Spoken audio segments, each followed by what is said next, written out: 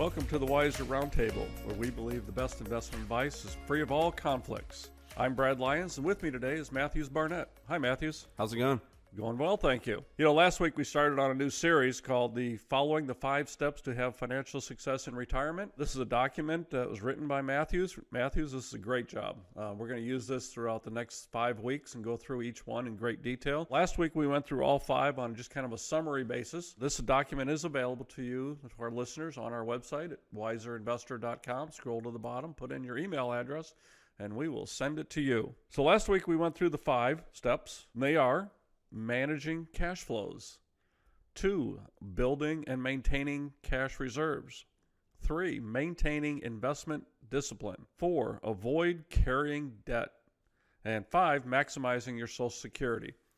And today we're going to go over managing cash flows in great detail. This is such a huge part of planning for retirement. People often overlook this part, which is ironic because we think it's one of the most important things. Retirement income is all about cash flows in retirement. It's no different than cash flows during our working years, but the cash flows during our working years are earned, and we have kind of an idea of how much they're going to be because we have either our set salary, or for people who are on commission, you still have an idea of what, that you can project your year out and know what your income is going to be. But in retirement, it's a little bit different. You're planning your own income, and so that income is really in the form of a cash flow. Matthews? Yeah, that's right. The retirement success comes down to understanding your cash flow. Most people don't like the word budget, as we mentioned in the past, and we're not necessarily telling people how they need to be living, but you do need to understand what your goals are from a cash flow standpoint. The way to look at that would be, your essential daily expenses like food, clothing, shelter, transportation. We'll go over it in more detail, but as we mentioned, we want the mortgage paid off, so that frees up an additional couple $1,000s for most people's budget.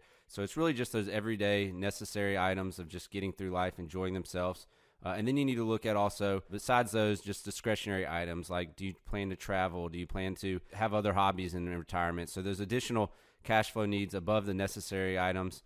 And then also, as we mentioned, healthcare expenses. You need to plan for healthcare expenses as well. When I was writing this article, the biggest thing also that we see with clients of different age groups as well as, incomes is it's not necessarily what your nest egg is. A lot of times you hear, how much do I need to have saved by retirement? There's that commercial out there that says, what's your number? Right. It's interesting, it's catchy, but it's really not as important as they're trying to make it out, is it? Exactly. So, obviously it's important the fact that the more money you have saved up, the more that you could possibly live on, but that doesn't mean necessarily that you're going to live successful retirement based on that number. It really comes back to what you want to live on. You see people with $1 million that aren't able to reach the financial goals that they want in retirement. You have other people that have, less than 100,000 or so, and people that are just happy to live on Social Security. So it really depends on, what are your goals in retirement from a living expense standpoint. Yeah, and what we're saying here is, what's it going to cost us to retire? Right. So like you take a person who has a $10 million portfolio. Well, if they're going to spend $1 million a year, well, they're going to have cash flows that are going to last 10 years. Exactly. Right? So you're right that it's really not the number. It's not the nest egg. It's how much you're going to need and how much your portfolio can produce outside all the other income streams that we'll talk about here in a few minutes. But growing that nest egg is a planned event. Okay, throughout our working years, we're trying to grow that nest egg so that we can have a sum of money that will produce cash flows for us in retirement.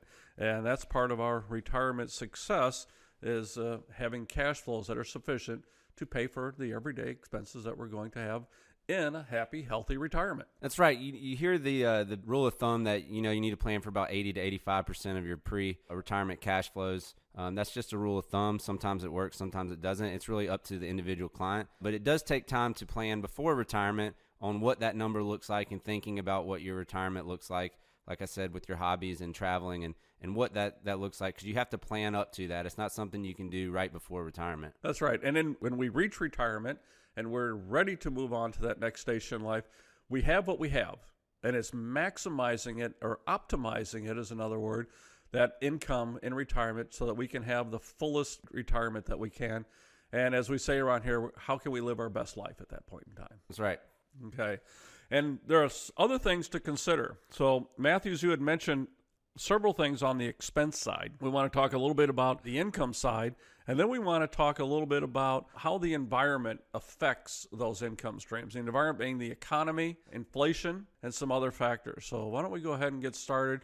What are some of the other income streams that that we should look at and calculate into our cash flows? Yeah, just real quick to touch on what you're discussing with inflation. I think that's where a lot of people will get into trouble, is when they say they calculate what their current needs are, and they don't think about, a 30-year retirement, how inflation can eat into that so-called number, or their living expense number. We like to increase their living expenses annually at 2.25% right now, just keep up with inflation costs. As well as outside of that, you need to plan for healthcare expenses. That's another part that people don't plan on, is the fact that healthcare costs are increasing at about over 5% per year. Right, because inflation isn't, an even number. So there's certain things that go up faster than others, and healthcare is certainly one of those. That's right. It can be a big shock to people to think that a couple's age 65 through retirement right now, it's projected that you'll spend about $295,000 out of pocket over your retirement. That's a lot of money. It is. So it's something that you need to plan for. And as we discussed as well,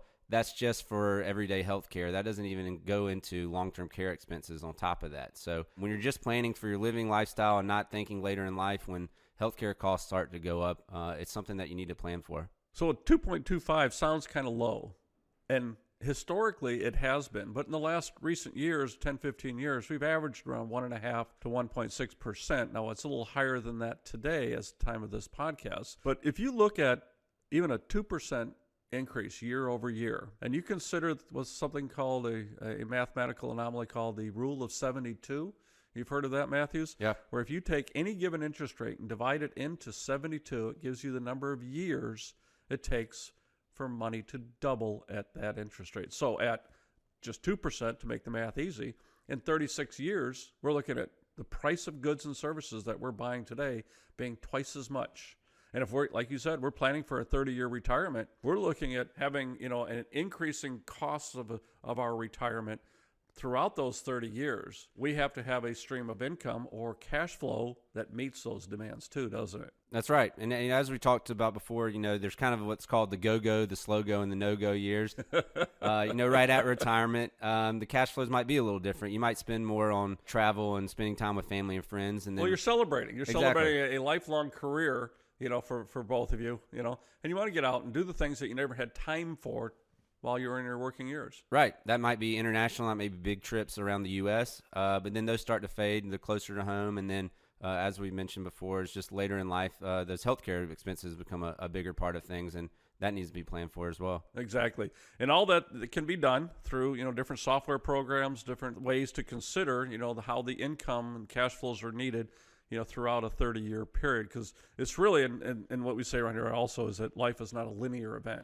You can't just put this onto an Excel spreadsheet and then inflate it, at the income at 2% a year, and you're all done, because expenses aren't like that. And lifestyle changes, goals change, the environment changes. If inflation goes higher, then we'll calculate that and project that out in the future. So as we always say, it's it's a blueprint where we are today, where we're trying to go, but that can be updated annually and should be at least annually. Well, these cash flows that we're talking about in retirement are supported by different sources of income. And the different sources we consider to be secure sources or less secure sources. What are some of the secure sources that, people may have available to them and should consider? Yeah, so if you've been working, most clients obviously have some type of Social Security. So for a couple, both will have Social Security. They might have both worked, so they'd have their own, or one would be on spousal benefits, being half of the other Social Security. So you usually have Social Security, as well as you used to see a lot of pensions. You don't really see those as much anymore, except for people really, through that 403B plans, like a teacher or something like that. Right. So we see that more in the public markets, right? Than we do in the private markets anymore. And maximizing Social Security is the fifth, key to financial success. So we're going to go much greater depth into that. But it's certainly something that you want to take a look at and consider within the realm of all your cash flows. One of the things that you and I want to talk about today and make sure that our listeners understand is that each one of the decisions about cash flows that you and I will talk about are not to be made independently. They're to be made in consideration of all the other cash flows relative to your necessary required rate of income throughout retirement. So maximizing Social Security is one of the secure sources of income, and we want to make sure that we're maximizing it at the same time. That's right. And unfortunately, it used to be that you worked till your later working years, you retired, you had a pension, and you were good to go. Unfortunately, that's not the case any longer. If you don't have a pension, Social Security's not going to cut it for most families, so you need to supplement that. And where that comes from is during your working years, having some type of retirement plan, whether it be a 401k, a 403b, some type of traditional IRA, Roth IRA, and as well as some type of maybe after-tax brokerage account as well. Right. And other sources are people may have annuities that they've purchased throughout their lives, so that can be annuitized, and that can be a secure source of income as well. Brokerage accounts, bank accounts, rentals that they may have in real estate. Rental income as well. As long as the mortgage, that's why we usually looking at mortgages paying off, so that you're net positive on those, and exactly, and not kind of a wash there. So the amount that's needed to produce the cash flow that's required, minus the secure sources, which are your Social Security, pension, annuities, minus that, that equals the amount that has to be produced from other sources, such as portfolio income. That's right. So for those listeners that are reading the white paper we did, we had an example of how this would look for a client. We have yearly expenses of a client that basic living would be $31,000 a year. Healthcare expenses would be $11,000 a year. And just overall lifestyle, like travel and things like that, would be $40,000 a year. So their overall current expense need was about $81,000 a year. Now, in order to supplement that, they have certain guaranteed income sources like Social Security. So this is a couple. One couple would receive $25,000. The other person would be receiving $21,000. And they also, for this example, have a pension of $15,000. So their overall yearly expense need is $81,000. Their guaranteed income sources are $61,000. So for this client, they actually have about a $20,000 retirement gap or retirement shortfall that would need to be supplemented from their other investment assets. So then it becomes a matter of how do we create and construct a portfolio that produces that required rate of return that can support these cash flows throughout retirement. So here you've shown in the same example where the couple has a 401k valued at $325,000. They have a Roth IRA of $150,000. They have a traditional IRA of $380,000. And they have a joint brokerage account that they've accumulated in savings of $120,000. For a total of $975,000. And it's interesting that here we're looking at an example here, which is a little less than $1 million. So we're not saying you have to be a multi-millionaire to have a satisfying retirement and good retirement. We're looking at, an $81,000 cash flow need, having a portfolio of $975,000. You have secure sources of income of $61,000. So as you said, we're going to have a cash flow gap of $20,000. So the portfolio has to be constructed in such a way that it can produce these cash flows of $20,000 a year, increasing at least as the rate of inflation in order to offset that. And it has to be constructed in such a way that it doesn't take on any more risk than is necessary, because the volatility in the markets, it can't be really sustained if you have too much invested in risky assets. All right. So it's a matter of then matching the required rate of return to the investment assets, producing that income year after year after year to make up the shortfall. And I think this is why it's important that during your working years, you plan to build up that nest egg. I know we said the nest egg is not the biggest thing, but it does help supplement the cash flows in retirement for your everyday needs. There was a study that Charles Schwab did of 1,000 of their 401k participants. And the Americans believed that they needed $1.7 million to retire during their working years. Unfortunately, Fidelity studies showed that from age 60 to 69, participants actually only have about $195,000 in their 401k. So although they think they need 1.7, the actually average was less than $200,000. So there's a big discrepancy on how clients are able to get there. Also think that people realize that although in our case we just mentioned $900,000, sounds like a lot of money, and it is a lot of money, but when you look at it from a cash flow standpoint, for a retired couple in a balanced portfolio, kind of the rule of thumb is about $250,000 will supply about $1,000 a month in income. So when you're trying to supplement Social Security sources, having a bigger nest egg does help to live your lifestyle, and sometimes it does take a lot of money to help supplement that. Yeah, so we're looking at trying to produce enough income here that from a total return basis, okay? Income can be received in a portfolio in many ways. Capital gains, there's dividends, bond interest. Now, bond interest obviously is very low these days. But again, we're looking over a 30-year period and expecting that these different asset classes will produce the required returns over the longer period. The idea is to create and construct a portfolio that makes sense. It makes sense to the investor. It matches the plan. It produces the income that's needed year after year after year. We think that one of the best ways to do this is, of course, many of us you've heard talk about, using index funds. Index funds are a great way to get exposure to the asset class, to the different sectors in the economy at a very, very low cost. That's right. The index funds definitely help supplement that. We've mentioned the withdrawal strategies there. A lot of clients might have also heard the 4% rule.